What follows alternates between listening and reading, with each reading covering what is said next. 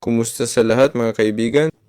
Sa channel ngayon, ipapakita ko kung paano pumasok sa 2B2T server sa Minecraft.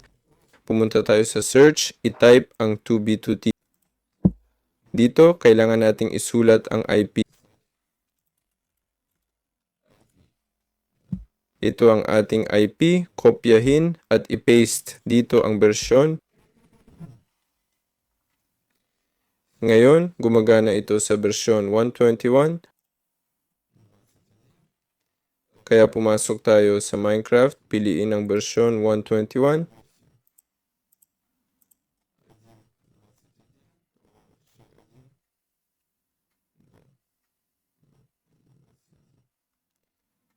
Heto na, pindutin ang install.